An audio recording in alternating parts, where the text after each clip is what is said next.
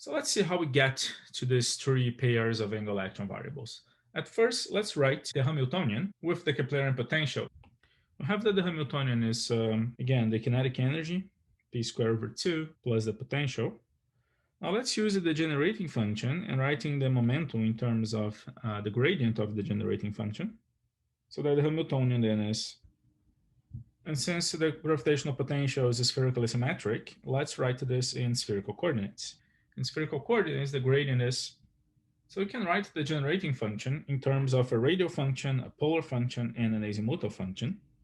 And because the momentum is the gradient of the generating function, then in terms of the spherical coordinates, then we can write that the radial momentum is the gradient of the radial function. The momentum in the theta coordinate is likewise the derivative of the polar part of the generating function in theta. And the momentum in the azimuthal coordinate is the derivative of the generating function in phi with respect to phi. Right, now let's get to the physics of the problem. We know that if we are in an orbit in a two-body problem, and we orient the orbit so that the vertical direction is perpendicular to the plane of motion, then the momentum in the azimuthal coordinate is the vertical component of the angular momentum. So we can write that p phi is the vertical component of the angular momentum. And we'll plug it back in the Hamiltonian.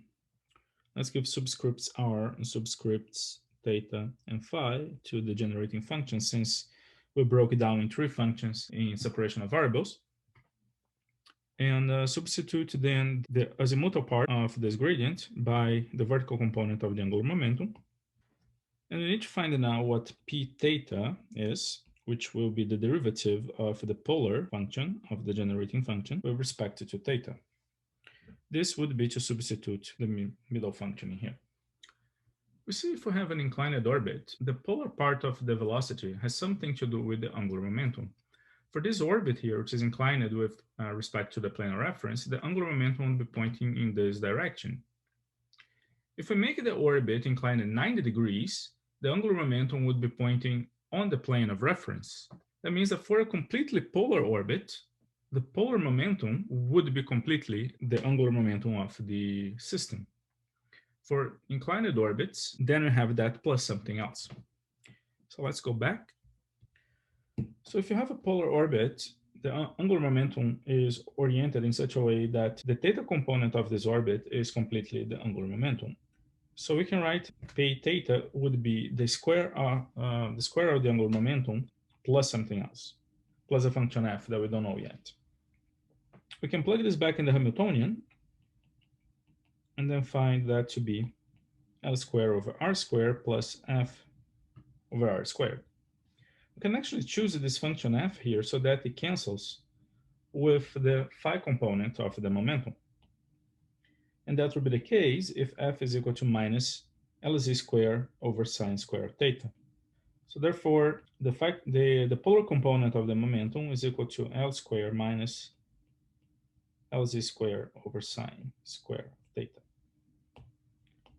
Now for the radial part of the Hamiltonian, the radial momentum, we have that the Hamiltonian then is half of the radial part of the momentum square plus the polar plus the azimuthal plus the potential, and this is equal to the energy.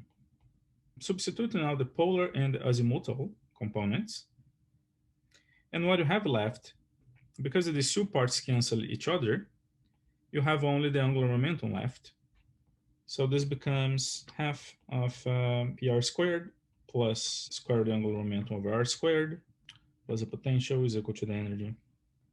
Now isolate the radial momentum, and then you have that the radial momentum squared is equal to twice the energy minus twice the potential minus the square root of the angular momentum over r squared.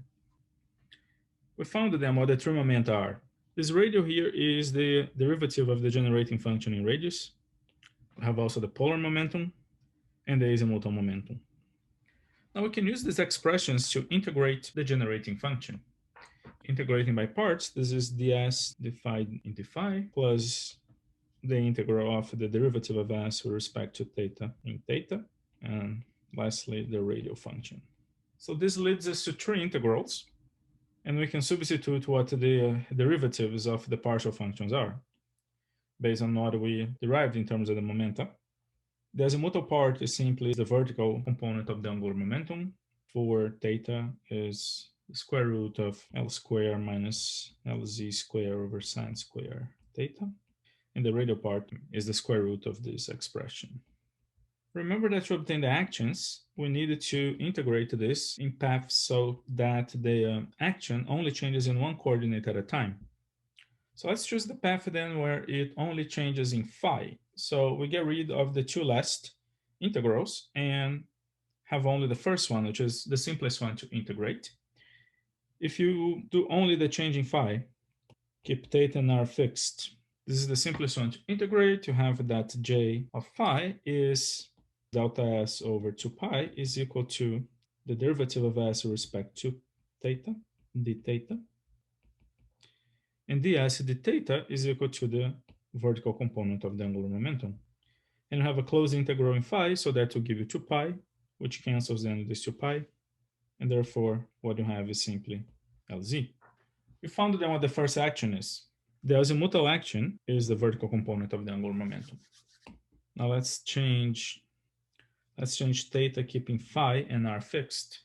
So what you have then is j theta is equal to 1 over 2 pi times the closed integral of ds d theta in theta. Well, ds d theta is given by the square root of the angular momentum squared minus the vertical component of the angular momentum squared over sine theta squared. You can throw this integral here in a computer algebra system and find the result is simply the angular momentum minus the angular momentum in the vertical direction. It's simply L minus LZ. Along the same lines, let's now find the last action, the radial action. You change the radius and keep phi and theta constant. Then you have the radial action. And for limits here, you would integrate, say, from the apocenter to pericenter and then back. So it's twice the integral from apocenter to pericenter. So therefore you get rid of this factor 2 in here. And the limits would be then r minimum and r maximum, apocenter and pericenter.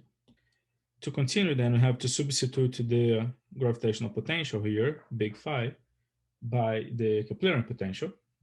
And this would then become, and you can solve this integral to find gm over the square root of minus twice the energy minus the angular momentum. So we found the three actions. The action in radius, have the action in the polar coordinate, which was the angular momentum minus the angular momentum in z, and the azimuthal action, which is the angular momentum in z. Now let's write the Hamiltonian. For that, remember that the Hamiltonian is the energy, and the energy appears in here. First, let's also substitute what the angular momentum is in the equation for JR. So if the angular momentum is given given the polar coordinate, you can write the angular momentum as the polar action plus the vertical component of the angular momentum, which is the azimuthal action. So there you go. The angular momentum is the sum of the polar and azimuthal actions. If you substitute that in the equation for the radial action, then what you have is JR plus J theta plus J phi is equal to GM over the square root of minus twice the energy. Voila, now isolated the energy. And remember now that the energy is the Hamiltonian. So we found the Hamiltonian. So this is the Hamiltonian of the Kepler problem in terms of the actions. Now, because the sum of J theta and J phi is equal to the angular momentum, we can write that in a more compact way in terms only of the radial action. The Hamiltonian then is minus half of the square of Gm over the radial action plus the angular momentum. Having now found the Hamiltonian and the action, let's find what angles these actions correspond to given the Hamiltonian.